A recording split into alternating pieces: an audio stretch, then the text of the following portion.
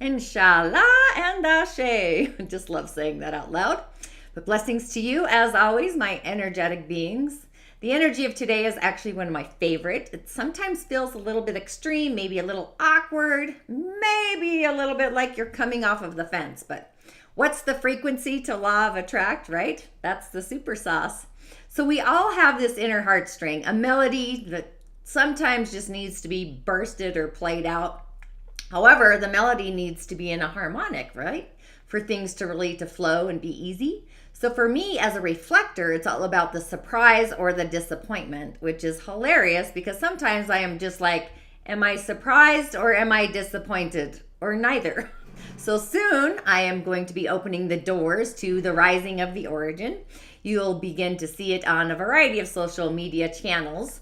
To get access, getting to the core processor, just removing some energetic hiccups and really going to a place of childlike wonder. It's like, who is the director and the judge or the lover or whatever it is. It's going to be this free 5-day immersion.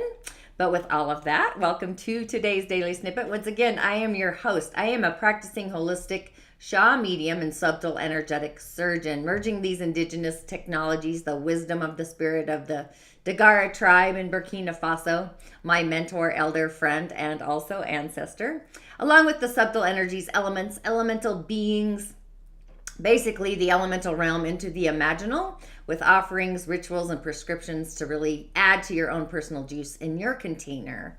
So my intention really is to merge these indigenous ways, this wisdom with the subtle realms and the etheric highway, to assist you into navigating your inner genius, your prime directive, just knowing the magical being that resides within each and every one of us. My name is Tanya D, and welcome to my virtual medicine room. And if you haven't already, please be kind and do subscribe to my YouTube channel. Once again, Tanya D. You can hit the bell button so you're notified, and if you don't mind, also liking the videos because that really shifts and echoes me out into other like-minded musers in the galactic universe, also known as the algorithm, along with other social channels like Instagram, TikTok, and my podcast, Musing with Tanya D, which this Monday, the podcast is all about Archangel Ariel. And when I think or say Ariel, I really, I see that redheaded mermaid. Anyone else? Might just be because of my red hair. However, feeling the ups and downs of life, it's always about taking a breath and taking a pause, or at least it is for me. And I also say, is it me or is it them? So centering and grounding and protecting, our heart really is our guiding light, and we need to do what switches that light on, our own personal light switch, possibly seeing the magic that resides within you in your own personal cosmic chalice. There's growth over stagnancy. Maybe you're feeling a little stagnant in life. It's a possibility, right? So maybe even learned something yesterday that inspired you to grow today. So when things appear as if they are falling down, like Humpty Dumpty, if you remember Humpty Dumpty, I literally felt like Humpty Dumpty getting put back together again when I was 7. That was like the vision that came through. It was a process. But when things fall apart, those usually are items that aren't in alignment with our story anyway. So the light inside, so we are all here to blow our skirts up, whatever that looks like. And if it's not blowing your skirt up, it's okay to change, shift gears, transform. That's usually what makes us stagnant, is when the fear of change, right? But just allowing our heart to be the star that guides us today, that resides within us, the messages we have, who do we have online? That's kind of the frequency of the day. But I went with the ShadowScapes. That was the deck I chose today just because it's otherworldly. Bingo. And the seers, just other ways of seeing, right? So we have the Tower, which is actually card 16. So this is when our heart opens up to receive spirit, or are we able to open our heart? And when we do, are you then able to connect with spirit? So the Tower, that's a message I see. So I see there is a seed that's kind of drifting down by the wind. This card is super juicy. Sometimes I wonder if you can see what I see when I look at these cards, but the seed is being drifting down on the ground through the wind. It's landing just lightly. But from the seed, that's when the tree takes root. So as the year turns, it grows through cycling through time and space, nature, right? So it's like this little sapling is growing and glowing and it's green with life. And then the sapling obviously turns grand. It's otherworldly, however, but it's still going to reach towards the sky. It's kind of challenging the heavens. So is it the tree of life or is it the tree of knowledge? Kind of two sides of that coin, right? Two trees. But as the year goes on and time goes by, this giant tree turns into the giant. So it's like crafted, it's this living wood, it's love, it's greenery, it's nature, it's a masterpiece of nature. So anybody else excited about tomorrow's nature immersion? I know I am. I love nature. Nature is one of my realms, but hopefully you can also see the little bird's nests on the limbs. They're so cute. They're actually bird houses, right? My birds are already back. They're singing. They're full of songs. They're inspired by the sun, the warmth of its rising, the rush of the winds, the air, the skies. You know, we've got all this endless juice with the spring. But have you ever thought how juicy it would be to sleep under the velvety shade and have those dream visions of the elemental realm and climbing into the realm of the elementals? Even in the depths of winter, you know, trees are a network. They're an establishment. The branches, the foliage, the leaves, they're the comforts for travelers. They create shelter. They do so much. They just have their own little haven. I just love the trees, the forest, and nature, right? Just thought I should go to the forest this weekend for sure, actually. But as the trees turn, often they have been, you know, they're established, they're rooted. The branches touch the vault of the ceiling in the sky, right? They brush the stars, they caress the moon. They've got this breeze of the winds that just passes on by. But the roots, you know, they are reaching deep into the earth. They wrap around that pulsing heartbeat. They're trembling in the darkness, you know, just breaking through. Yin earth people, not yin earth, yang wood people, you know, nature people. I know I have a yang wood, so I'm very passionate about trees.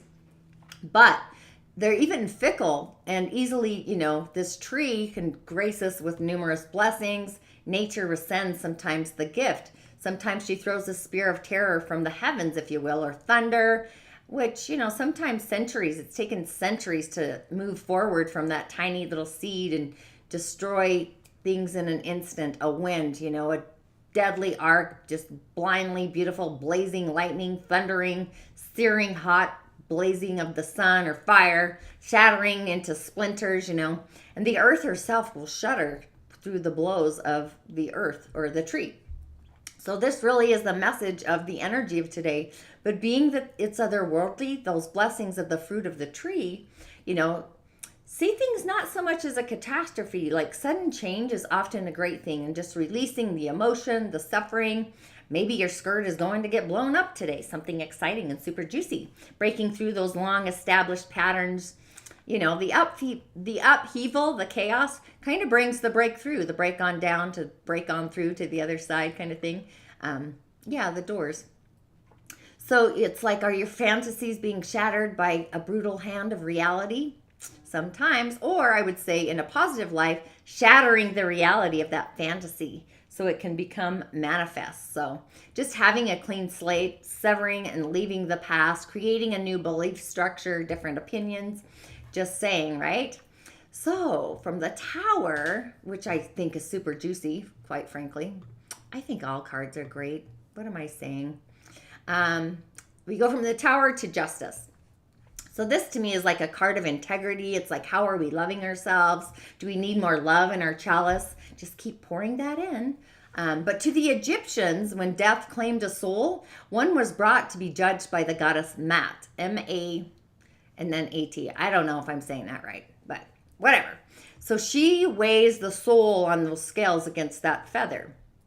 And if found wanting, the soul was sent to the underworld. So there are those who say justice is blind, but sometimes not so. So her eyes blaze white, not blindness, but with a pure white of truth.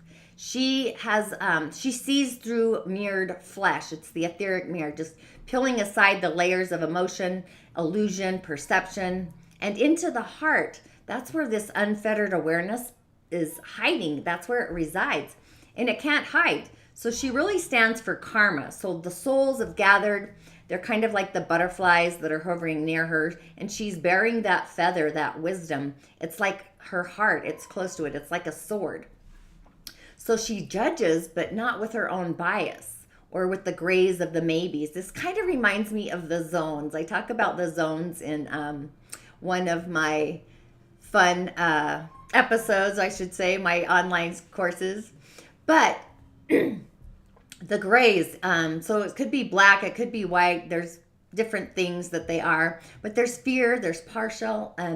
It's really a zone of neutrality. So that's where the balance is achieved. So when true justice has been dispensed or dispersed, right?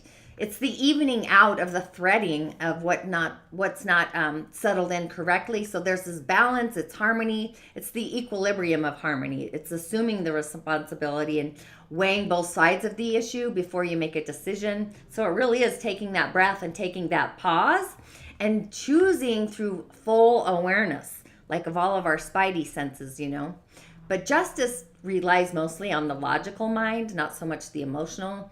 It's capable of being objective in the situations that it's presiding over. Like I'm thinking literally of a judge with that little mallet thing.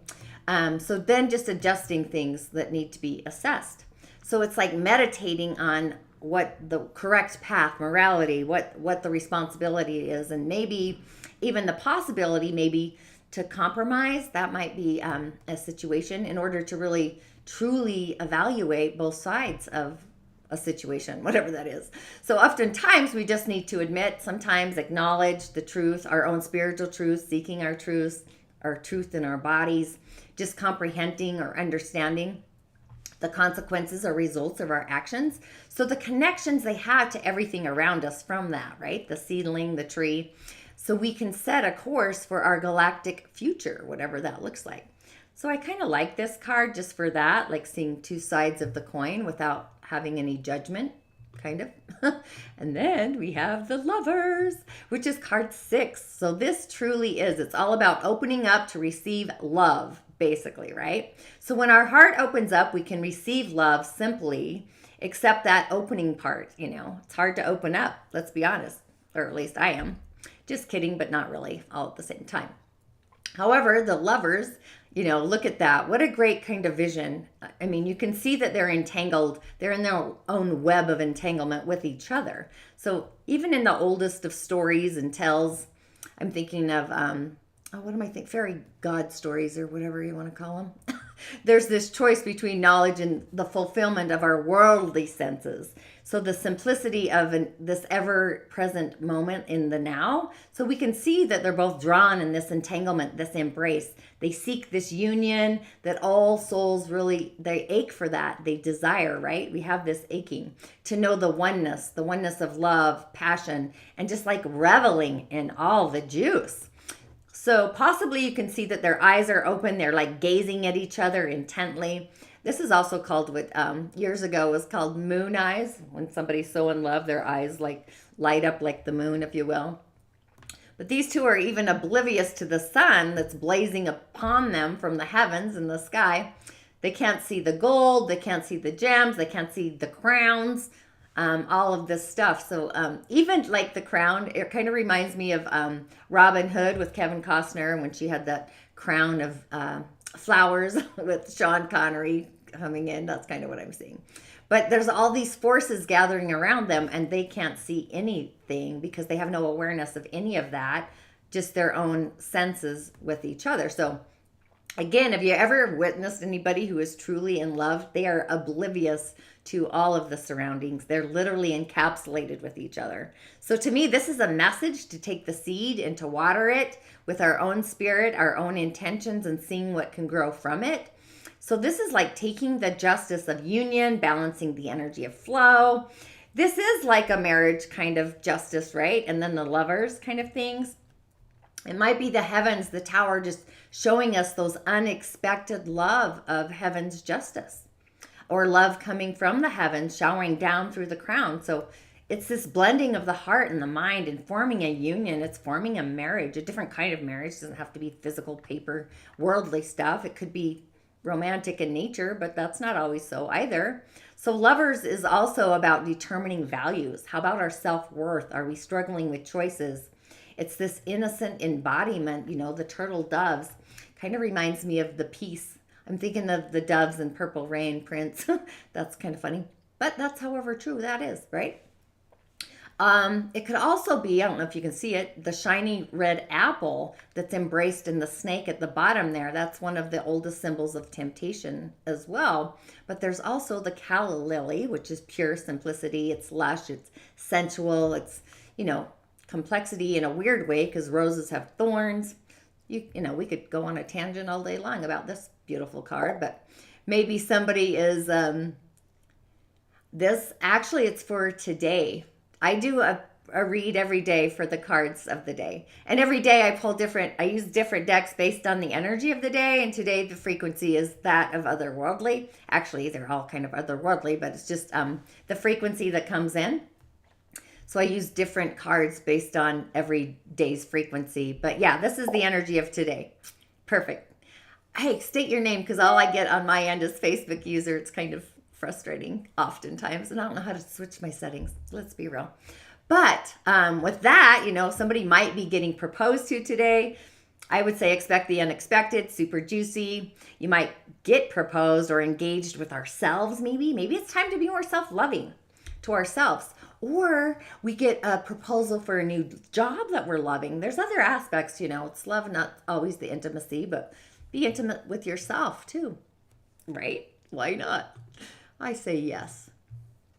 Okay, on the elemental highway, it's like, who do we have here? We have a Ding Chou of a day, a Yin Fire Ox of a day. So yin energy is going inward. We've got a lot of yin energy today.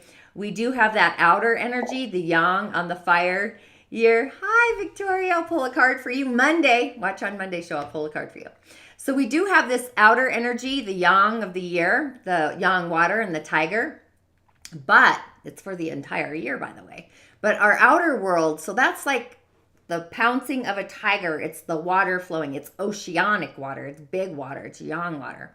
But our day is pretty solid, being that we're in the rabbit month. Our day is snappy. It is strong. And yang metal is the most needed to keep the wood under control. We got a lot of wood there, right? And to reduce the effect of having strong fire, because all that wood is going to nurture the fire and make it otherworldly, really. And Yin Fire, that's our day. That's the master of the day. That's one of the elements that really needs constant support, even when the season is supportive, which it is. The Yang Wood, the tiger, that's keeping the fire burning. Yin Wood, which is the rabbit, that's the grass, it's small plants. It's not able to provide the same kind of support. So this combination makes the day hot and also dry. However, we do have the yin water on the stem that provides some moisture, and also the ox there on the branch. That is a wet earth. The ox is a wet earth where we're heading into the sheep, which is a dry earth. So there's different frequencies of earth. All these funny things that only I would know about because I'm so elementally funny. But metal would be the element of the day to ground into. Metal is our thought processor, if you will. It's taking actions, making decisions, stuff like that. Decisions, not so much action, that's fire. However, our yin fire is this gentle candling flicker. It mimics, it's kind of like this restrained flicker of a lamp, which also reflects on the people who fall under this daymaster, this yin fire element. They're discreet, they're meticulous, and they're subtle all at the same time. That is their cosmic soup. They look polished and mild on the surface, but this kind of is an understatement of who their true personalities are. They eventually warm up once you get to know them. I have a lot of yin fire and yang fire. I don't know if you can tell that, but I'm a yang wood tiger daymaster, so it's like I am the tree sometimes. But yin fire, it's this energy is it's expandable. It's fire, so they can easily burst from that candle fire flame into the big flames that burn everything on their path. That would be the flame that starts out small but bursts into bigger flames and lights a house on fire. So these people, they're kind of known to be intellectual thinkers. So yin fire, they love to learn new things, and their quest really is like fire to inspire others. So given their disposal, they have new knowledge. They pay a lot of attention to detail, but at the same time, they're kind of worrywarts, having a fickle mind because their minds are so interchangeable. They're changeable like the wind. especially when it comes to their emotions, when their emotions are online. And in 4 pillars, the cosmology, emotions come into the hour, which I don't do the hour because it changes, right? Time, space is fluid. It's never the same. But given that they're unstable within their mindset, they can be very kind of prickly, maybe impulsive, maybe they're impossible to understand or even to know them. That is the fire energy, right? But they're loving to the people who are very close to them. They're very devoted, especially towards their parents. They even have a tendency to sacrifice their own happiness for others. So they constantly kind of need to be reminded to really put themselves first, that oxygen mask thing in the airplane, especially when it comes to those that are close to them. So even, they're exhaustive sometimes in their thoughts, and they see things from a higher perspective, more than one, like the mountaintop point of view. That's in my cowrie shell divinations. The mountain is like becoming a mountain or seeing things from the mountain. But they're very thorough when it comes to the details, and they can look into the heart of every issue. They can probe into all of the possibilities in every little case. They're even open to new ideas. So you can count on them to kind of be a critic more on the facts. They're backed by, they have to have proof. That's when they like the details is in the pudding. So they enjoy learning in groups, and they're open to new ideas. They tend to be more conservative, if you will, so they don't embrace those controversial kind of ideas that go beyond their comfort zones. They tend to make swift decisions, which means they don't kind of dawdle when they need to make a choice. They tend to follow like the standard procedures, if you will, and they're not really keen on radical perspectives. So their main purpose really is nurturing, to bring the light and to nurture others. We're talking about fire, bringing the light, a star. Fulfillment kind of comes to them in that way. So they really they're guiding and they're teaching. Those are the things that naturally come to them, even coaching, being coaches, lots of life coaches out there. But in essence, our yin fire is fragile. So it's like a candlelight on the wind. And when they fail in achieving something, they can easily become discouraged. And if that's the case, they really need support from somebody more experienced. So our day, you could actually bring in more fire, yin fire kind of person. That's kind of how the elements play out. They're really quite fascinating, really. But that would support them to keep them on track, or a yin wood person would as well. But our day, being that it's strong, it's born in the spring. That's the rabbit. So it's got a great supply of that. And we also have the yang wood. I say we need yang metal. That's the winning combination for the frequency of our day, because the wood supplies the fuel while the yang metal gives purpose to our day. It forges the metal into turning something into a tool, something new, something refined. It really doesn't need a lot of water. We got plenty of that, because that's going to go against it, but also it can handle the big water. It's the ocean, kind of the yang water on the year. So it tends to kind of, they tend to dwell more on their failures, so they do need support to kind of snap out of that. And too much earth isn't also very good because of ash. Fire creates ash, which is the product of fire. That can suffocate our day, right? Earth can put out a fire. So our day being, this is like the mother, yin fire. The mother is the most important usually to these people, the most influential in their lives. So they need a good education to access who they are, to get through a healthy, balanced support from the mother, which is curious, right? So if they happen to fall short from that, that's when they struggle to find their emotional balance, their frequency, the 4th house in astrology throughout their lives. They kind of teeter-totter, and they tend to suffer longer from childhood traumas more than other master elements because of this emotional fluctuation, this tendency. So Taylor Swift actually falls under this category. She's got a yin fire day master. Sean Penn, Barbara Streisand, Janis Joplin, just to give you some ideas. There's more, but those are the only ones. Kind of interesting, right? But the moon is in Capricorn. That creates a square to our sun. So it's at this crossroads. So our feelings, it's like, who wins?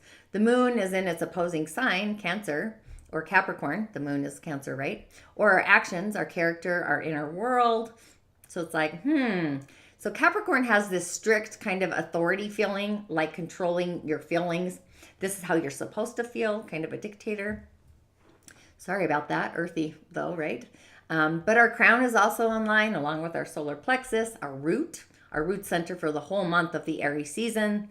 So what is the spiritual message? We've got the Lovers, we got Justice, we got the Tower, we've got really all the elements, metal, we need that. So I'd say go for the Rainbow Bridge today, like a total seed sound recalibration, like starting from the crown, going down, or vice versa. Actually, I would go from the crown on down. That's how we manifest, really. And I would use the sound of the snake for metal. Those are all in the show notes. We're golds, we're silvers, different frequencies, of course, go with what you feel. We've got a lot of options, but pay attention to your heart and just file away any thoughts that are less than kind, and really choose affirmations that are mindful of your heart. Like, how does your heart feel? How do you believe love should be inside of you? And what is your personal love story? And does that flower belong, that calla lily, or the snake of temptation? So take a stand to love you, the being that resides within you. I always say you're a magical being, right? I think we all are. We all got some juice, got some magic. But my affirmation today would be, I affirm that I am loving me in an innovative, otherworldly way. So be excited to be you. It's spring, right? So it's about planting seeds. Have you noticed that? Since the full moon, about every card, since the moon, and the messages, it's all about the seeds, seeds to blossom, bear the fruit, be the harvest in the fall. So with all of that, I will see you on the other side. I won't be going live this weekend, so tune in Monday. I've got my online visuals going on, the courses, but InShalla and Ashe, I'll see you on the other side. As always, blessings.